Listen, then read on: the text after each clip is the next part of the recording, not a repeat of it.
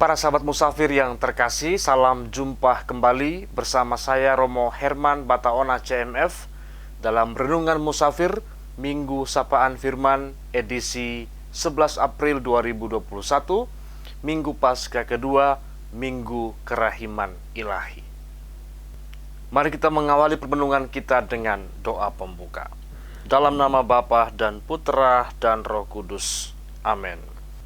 Allah Bapa yang Maha Rahim, puji dan syukur kami haturkan kehadirat-Mu karena begitu besar kasih dan cinta-Mu kepada kami hari lepas hari hingga saat ini. Kami mohon berkat dan penyertaan-Mu agar kami boleh merenungkan firman-Mu pada hari ini dan mengamalkannya dalam hidup dan karya kami setiap hari. Demi Kristus Tuhan dan pengantara kami. Amin. Para sahabat musafir yang terkasih, pada hari ini kita merayakan hari Minggu Paskah kedua, sekaligus perayaan Minggu Kerahiman Ilahi.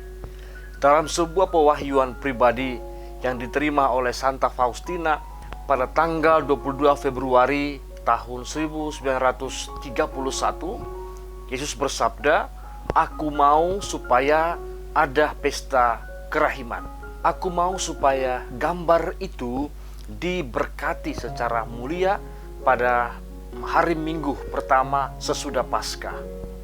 Dan hari Minggu itu harus menjadi hari Minggu Kerahiman Ilahi." Nah, permintaan yang disampaikan oleh Tuhan kepada Faustina di Polandia saat itu baru terwujud pada tahun 2000 ketika Paus Yohanes Paulus II saat itu mengumumkan atau menetapkan hari Minggu Paskah kedua sebagai hari Minggu Pesta Kerahiman Ilahi. Dan sejak saat itu Gereja Universal secara resmi mulai merayakan Minggu Pesta Kerahiman Ilahi hingga saat ini. Adapun arti biblis dari kerahiman dalam bahasa Latin misericordiae atau dalam bahasa Yunani heleos, yang dalam bahasa Inggris ada kata mercy. Nah, dalam terjemahan bahasa Indonesia misericordiae atau mercy atau heleos ini diterjemahkan dengan kata kerahiman atau belas kasih. Nah, dalam bahasa Ibrani belas kasih ilahi itu dikenal dengan istilah rahamim. Rahamim dan keset. Nah, ini adalah dua istilah yang dipakai untuk menyebut atau mengungkapkan sifat belas kasih dari Allah. Nah, kata rahamim ada kaitannya dengan kata rahem yang artinya rahim atau kandungan. Nah, dengan demikian kita bisa menyimpulkan di sini bahwa rahamim atau terjemahan kerahiman adalah sifat kasih Allah yang begitu luar biasa seperti rahim seorang ibu. Nah, seperti rahim yang melindungi, menghidupi, memberi pertumbuhan, menghangatkan, menjaga tanpa syarat, membawa kemana-mana. Demikian juga sifat belas kasih Allah itu sendiri kepada kita manusia. Dengan kerahimannya Allah melindungi, Allah menjaga, Allah memberi pertumbuhan, Allah membawa kita kemana-mana, Allah memberi tanpa syarat supaya kita bisa hidup, supaya kita bisa bergerak dan ada.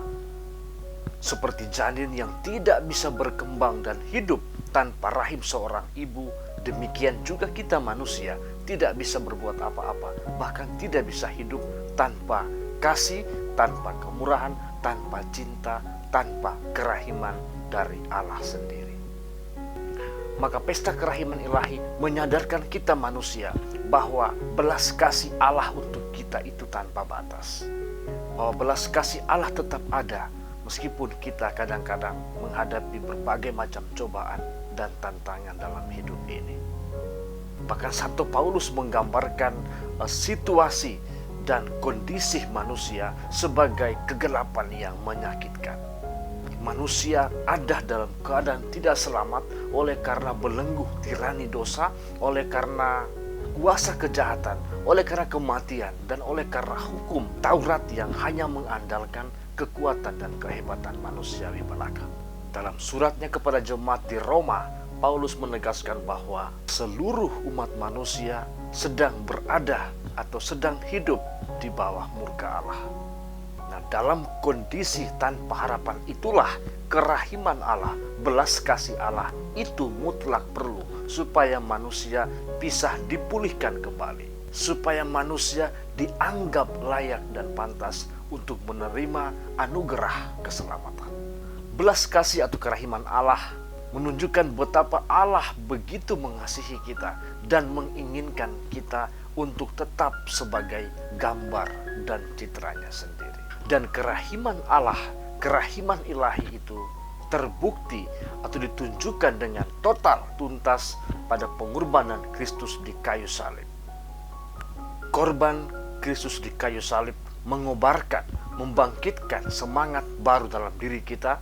Darah suci Kristus yang tercurah di kayu salib membasuh diri kita yang sudah masuk terlalu jauh di dalam lumpur keberdosaan kita. Dan dari situ kita diangkat dan dipulihkan untuk menjadi juga subjek keselamatan.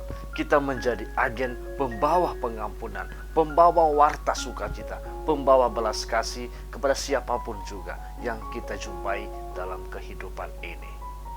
Sekali lagi, karya penebusan Kristus sekaligus mengundang kita semua untuk terlibat di dalam karya Allah untuk menyelamatkan umat manusia. Peristiwa penampakan Yesus kepada para muridnya membuktikan bahwa Yesus sungguh-sungguh bangkit dan dia saat ini mengutus para murid untuk mewartakan pengampunan, untuk mewartakan belas kasih yang disertai dengan hembusan kuasa Roh Kudus. Kerahiman ilahi punya misi khusus, punya misi istimewa, yaitu untuk mewartakan kasih Allah yang bersedia mengampuni dosa-dosa manusia tanpa batas. Peristiwa Paskah merupakan puncak dari manifestasi kerahiman atau belas kasih Allah untuk kita. Hembusan Roh Kudus memberikan kita semangat baru, kehidupan baru, yaitu kehidupan yang dibangun di atas dasar belas kasih dan kerahiman ilahi yang memampukan kita untuk memandang kehidupan abadi di surga. Lambang air dan darah yang tercurah dari lambung kudus Tuhan, yang membawa pengudusan, yang membawa anugerah hidup bagi umat manusia, merupakan tujuan dari karya penebusan Kristus di kayu salib. Kerahiman Allah, kerahiman ilahi menghendaki supaya semua orang mencapai keselamatan. Para sahabat musafir yang terkasih dimanapun Anda berada, sudah 1 tahun lebih kita mengalami suatu situasi yang luar biasa sulit. Pandemi global virus corona telah melumpuhkan segala gerak hidup manusia. Banyak hal berubah total, dari cara hidup, cara kerja, bahkan cara beribadah, dan banyak hal lain lagi, semuanya berubah total. Rintihan dan tangisan terus terdengar di mana-mana. Banyak orang kehilangan orang-orang terkasih, dan kita masih terus bertaruh nyawa dengan virus yang satu ini.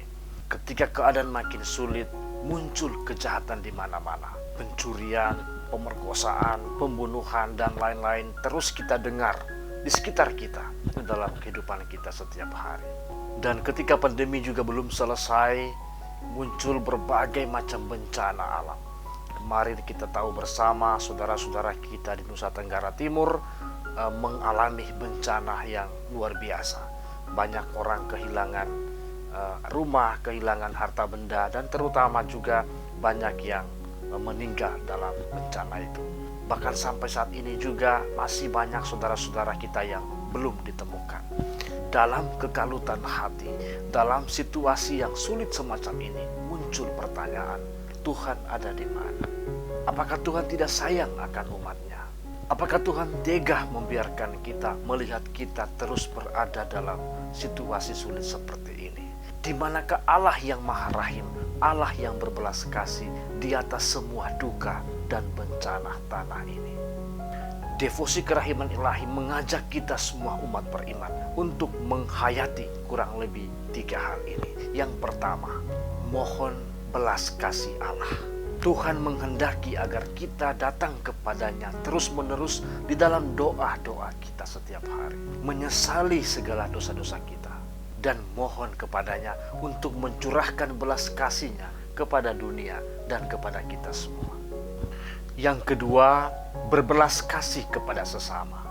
Tuhan menghendaki kita menerima belas kasih-Nya dan membiarkan itu mengalir dalam diri kita kepada sesama. Tuhan menghendaki agar kita memperluas belas kasih, memperluas gemah pengampunan seperti yang Ia lakukan kepada kita masing-masing. Dan yang ketiga, percaya penuh kepadanya. Tuhan ingin kita tahu bahwa rahmat belas kasih-Nya juga tergantung pada besarnya kepercayaan atau iman kita kepadanya. Semakin kita beriman kepadanya, semakin kita percaya kepadanya, ada peluang besar bahwa kita akan memperoleh rahmat yang tercurah cuma-cuma bagi hidup kita. Betapapun besarnya dosa kita, kerahiman Allah lebih besar dari segala dosa-dosa itu. Demikian kita bisa percayakan kesetiaannya, akan kesetiaan kasih-Nya dan menerima kerahimannya. Tetapi kita harus meneruskan dan mengalirkannya pula kepada sesama yang kita jumpai. Nah, dalam keseharian hidup kita, kerahiman berarti tahu dan mau menerima dan memahami kelemahan sendiri dan kelemahan orang lain. Dan di atas semuanya itu ada kesiapsediaan di dalam hati kita untuk memaafkan, untuk mengampuni orang lain yang menyakiti hati kita. Siapkah kita? Semoga Tuhan memberkati. Mari kita mengakhiri perenungan kita dengan doa penutup. Dalam nama Bapa dan Putra dan Roh Kudus. Amin.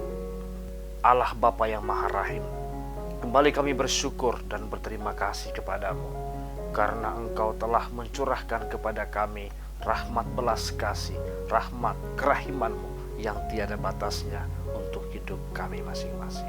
Kami mohon, kuatkanlah kami, bantulah kami dengan Roh Kudus-Mu, agar kami mampu mengamalkan sifat kerahiman-Mu, belas kasih-Mu kepada sesama yang kami jumpai, terutama dalam keadaan sulit yang kami alami saat ini.